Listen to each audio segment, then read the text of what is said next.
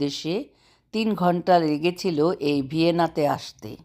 The capital city আমরা এখন ভিয়েনায়। of empire was simply too well Vienna অনেক সুন্দর দেখতে, illuminated for good এর মতোই astronomical হাঙ্গেরির মতোই। observation.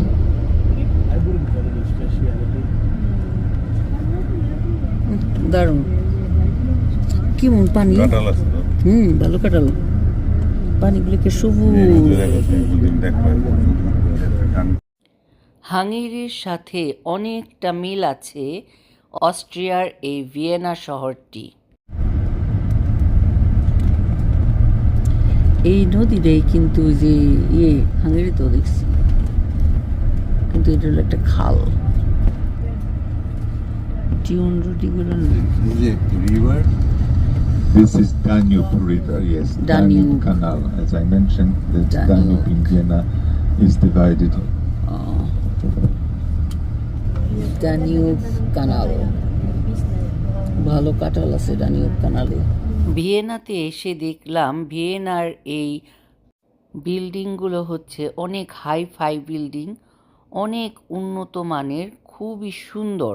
তখন আমাদের ট্যুরিস্ট গাইড বললেন যে এই সমস্ত বিল্ডিংগুলো হচ্ছে আগেকার রাজা বাদশাদের বাসস্থান, তারা এখানে বাস করতেন। আর এর জন্যে এই রাজধানীতে এত সুন্দর সুন্দর চমৎকার চমৎকার বিল্ডিং নির্মাণ করা হয়েছিল। আর এগুলা অনেক প্রাচীনকালের বিল্ডিং, কিন্তু এখনও দেখতে খুবই চমৎকার। আর এখন এই সমস্ত বিল্ডিংগুলোকে বর্তমানে হোটেল করা হয়েছে। আর বিভিন্ন দেশ থেকে যখন অন্যান্য দেশের বড় বড় মিনিস্টার, প্রাইম মিনিস্টার, প্রেসিডেন্টরা আসেন এই দেশে, তখন ওনারা এখানে থাকেন। এই এত সুন্দর জায়গাটি, এটি হচ্ছে ভিয়েনার পার্লামেন্ট ভবন। এই ভবনটি অস্ট্রিয়ার পার্লামেন্টের 2টি কক্ষের মিলনস্থল। এটি অস্ট্রো-হাঙ্গেরিয়ান সাম্রাজ্য অস্ট্রিয়ান অংশের দ্বিকক্ষ বিশিষ্ট আইনসভা ইম্পেরিয়াল কাউন্সিল এর 2টি কক্ষকে ধারণ করার জন্যই নির্মিত হয়েছিল। নির্মাণের পর থেকে পার্লামেন্ট ভবনের এই 2 কক্ষ তাদের উত্তরসূরির জাতীয় কাউন্সিল আর ফেডারেল কাউন্সিলের আসন হয়ে আসছে। এরপরে আমরা এখন দেখতে পাচ্ছি অস্ট্রিয়ান সিটি হল। এই গথিক রিভাইভাল ভবনটি 1872 থেকে 1883 সালের মধ্যে নির্মিত হয়েছে। এটি হচ্ছে ভিয়েনার মেয়রের অফিস, সেই সাথে শহর ও রাজ্য সরকারের অফিস। আর এই বিল্ডিংটি দেখতে পাচ্ছেন, এটা হচ্ছে একটি ভিয়েনার মিউজিয়াম। এই ভিয়েনা হচ্ছে অস্ট্রিয়ার রাজধানী, একে স্থানীয়রা বলে ভিয়েন। এই দেশটি ইতিহাস, স্থাপত্য, সঙ্গীত, খাবার, শিল্প, সাহিত্যে ভরপুর একটি দেশ। এটি হচ্ছে ইউনিভার্সিটি অফ ভিয়েনা। এই গির্জাটি হচ্ছে ভোটিভ চার্চ, একটি নব্য গথিক স্টাইলের গির্জা। 1853 সালে সম্রাট ফ্রাঙ্ক জোসেফকে হত্যা করার চেষ্টা করা হয়েছিল। সম্রাটের ভাই আর্চডিউক ফার্ডিন্যান্ড ম্যাক্সিমিলিয়ন সম্রাটের জীবন রক্ষার জন্য ঈশ্বরকে ধন্যবাদ জানাতেই এই গির্জার পরিকল্পনা করেছিলেন।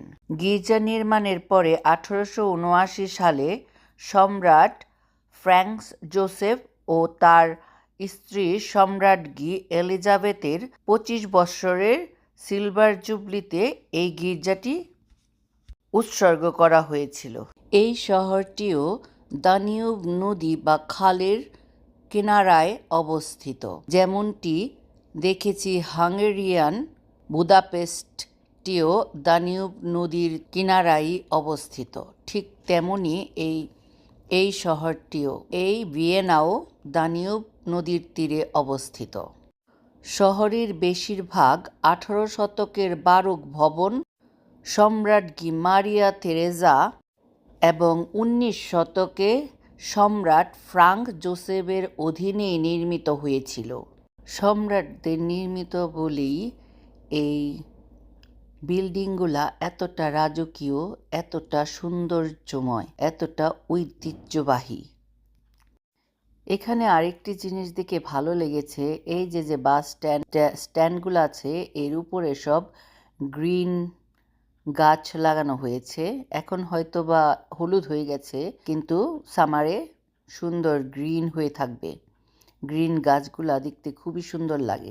হাঙ্গেরির মতো এই ভিয়েনাতেও ট্রাম, বাস সব কিছুই চলাচল করে, যেমন আমাদের ডাউনটাউন টরন্টোতেও। তো মুষ্টিমেয় এই সমস্ত দেশে রাজধানীগুলোতে ট্রামের চলাচল বেশি লক্ষ্য করা যায়। আমরা আবারও রাহাতাসের সামনে দিয়ে যাচ্ছি। এই বিল্ডিংগুলো আপনারা লক্ষ্য করুন, কি সুন্দর অপূর্ব ডিজাইনের বিল্ডিংগুলো। এই ভিডিওতে বাসে চড়ে সিটিটা ঘুরে দেখানো হলো।